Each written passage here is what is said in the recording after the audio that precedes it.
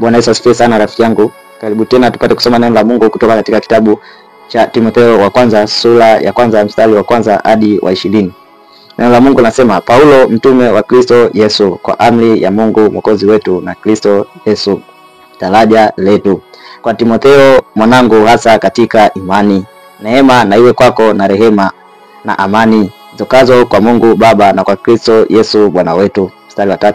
Kama vile nilivyokusihi ukae Efeso, nalipokuwa nikisafiri kwenda Makedonia, ili wakataze wengine wasifundishe elimu nyingine, wala wasiangalie hadithi za nasaba zisizo na ukomo, ziletazo maswali wala si madaraka ya Mungu yaliyo katika imani.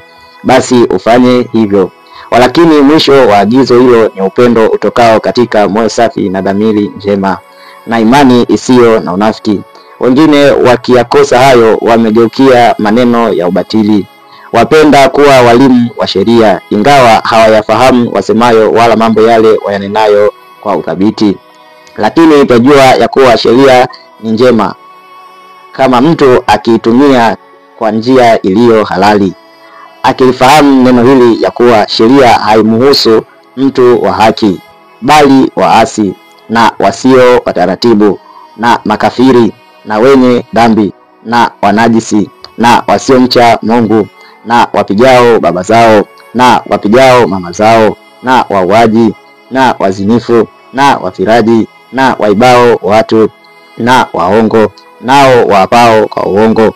Na likiwapo neno lolote linginelo lisilopatana na mafundisho yenye uzima, kama vile ilivyo nenwa katika habari njema ya utukufu wa Mungu ahimidiwaye, niliyowekewa amana.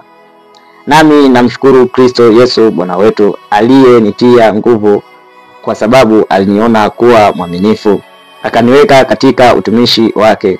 Ingawa hapo kwanza nalikuwa mtukanaji, mwenye kuudhi watu, mwenye jeuri, lakini nalipata rehema kwa kuwa nalitenda hayo kwa ujinga na kwa kutokuwa na imani.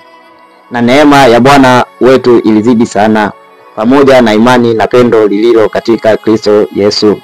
Ni neno la kuaminiwa, tena la stahili kukubalika kabisa, ya kwamba Kristo Yesu alikuja ulimwenguni awaokoe wenye dhambi, ambao wa kwanza wao ni mimi.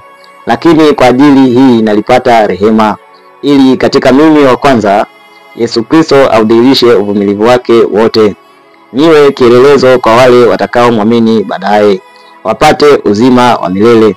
Sasa kwa mfalme wa milele, asiyeweza kuona uharibifu, asiyeonekana, Mungu peke yake, na iwe heshima na utukufu milele na milele. Amina.